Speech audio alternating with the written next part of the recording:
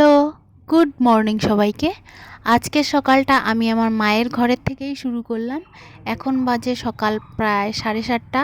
আর আজকে আমাদের জবা গাছে প্রচুর জবা ফুল ফুটেছে, তাই আমি কয়েকটা তুলে নিলাম। তো আজকে সকালে আমার মা বানাচ্ছে এই যে ব্রেড টোস্ট উইথ ঘি। ঘি বা বাটার দিয়ে খাওয়া যায়, তো আমরা ঘি দিয়েই খাই, বাটারটা অ্যাভেলেবেল নেই, তাই এখানে হতে বসে দিয়েছি। কিছু পুড়ে গেছে এই কয়েকটা, আবার এই কয়েকটা ভালো হয়েছে। এই ব্রেড টোস্ট আমার মা শুধু ঘি বা বাটার দিয়েই না, এটা আমার মা যখন ওই ডিমের পোচের মধ্যে দিয়ে একটা করে কীরকম করে, সেটা দারুণ লাগে। আর এই দেখো আমার মা আমার জন্য হাসি মুখে নিয়ে এলো এক থালা ভর্তি টোস্ট, কিন্তু আমি এগুলো একা খাবো না অবশ্যই। আর এই দিক দিয়ে দেখো আমি সেজে গুজে বেশ সুন্দর করেই সেজে গুজে রেডি হয়ে গেছি। আর আমার সাথে আমার সোনা মাও আছে, আমার মাও রেডি হয়ে গেছে। আমার মা, আমি আর আমার বাবা আজকে যাচ্ছি একটা বিশেষ জায়গায়। তো ইতিমধ্যে আমাদের টোটো চলে এসেছে। আমার মা শরীরটা বিশেষ ভালো নেই, তাই জন্যই টোটোতে করে যাওয়া, না হলে আমরা বাইকে যেতাম। যাই হোক, আমরা কোথায় যাচ্ছি তা তোমাদের একটু পরেই জানাচ্ছি, দেখতে থাকো।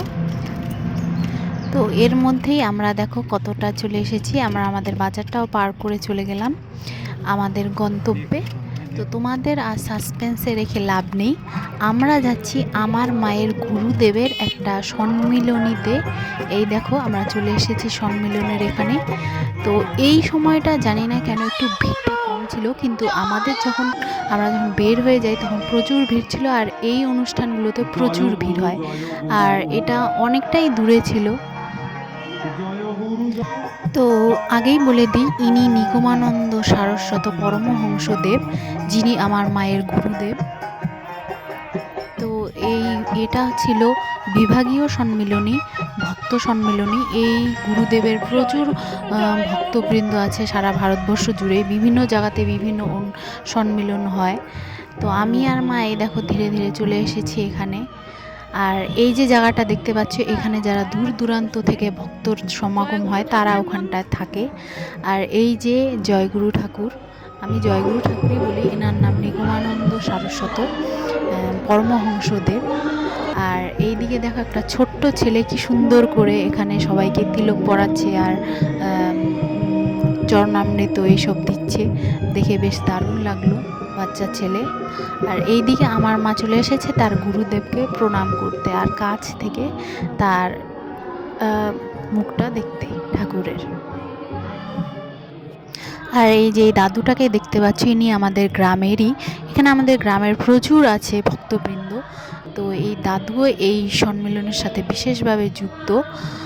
আর এই দেখো জায়গাটা কত সুন্দর ফাঁকা। আর এখানে আমার মা বাবা এখানে কিছু টাকা দান করছে সম্মেলনের অনুষ্ঠানে। আর এই যে দেখো গুরুদেবের ফটো, বই, এই সবই বিক্রি হয় এখানে। আর এখানে সুন্দর একটা জয়গুরু ঠাকুরের রথ বানিয়েছে, দারুণ দেখতে।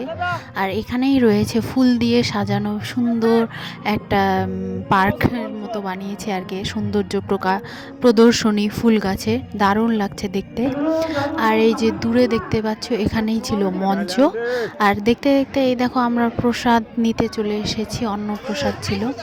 আর এখানে আমরা যেহেতু শেষের দিকে এসেছিলাম, তাই এইভাবেই খাওয়া দাওয়ার ব্যবস্থা ছিল। আর এই সাইডেই ছিল, এখানে আবার রাতের জন্য রান্না হচ্ছে। আর দেখো কি বিশাল আয়োজন, এই বিশাল বড় বড় কড়াই, আর এই যেগুলোতে রেখেছে সব সবজি, আমি দেখে তো অবাক হয়ে গেছি, এত বড় বড় সব জিনিসপত্র। অবশ্য এত হাজার হাজার লোকের সমাগম যেখানে হবে, সেখানে তো এত বিশাল বিশাল জিনিস থাকবে, এটা স্বাভাবিক। তো এই দিক দিয়ে দেখো চাটনিও হয়ে গেছে, এই সব রাতের জন্য আর কি।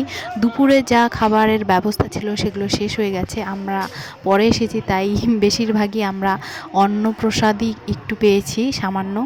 আর যাই হোক, বেশিরভাগই আমরা পাইনি। আর রাতের আয়োজনে সম্ভবত সয়াবিন রান্না হবে, তাই জন্য এই দেখো বিশাল বিশাল কড়াইয়ে এখনই প্রস্তুতি চলছে। ভাত রান্না হয়ে গেছে, আর এখানে আলু সেদ্ধ হবে। আর এই যে এই বিশাল এলাকা জুড়ে এখানেই প্রসাদ বিতরণী করা হয়। তো তো দেখতে দেখতে এই দেখো আমরা চলে যাচ্ছি এখন সম্মেলন থেকে। আর আমাদের বাড়ি থেকে এই সম্মেলনটা বেশ অনেকটাই দূরে, তাই আমরা তাড়াতাড়ি এসেছিলাম আর তাড়াতাড়িই যাচ্ছি। আর আসার পথের এই দৃশ্যটা দেখো কত সুন্দর, সবুজ চারপাশে। আর দেখতে দেখতে এই দেখো আমরা বাজারেও চলে এসেছি আমাদের। আর এই যে আমাদের দোকান আমরা পার হয়ে চলে যাচ্ছি বাড়ির পথে। তারপর এক কাপ গরম চায়ের সাথে আজকের ভিডিওটা এখানেই শেষ করলাম। টাটা।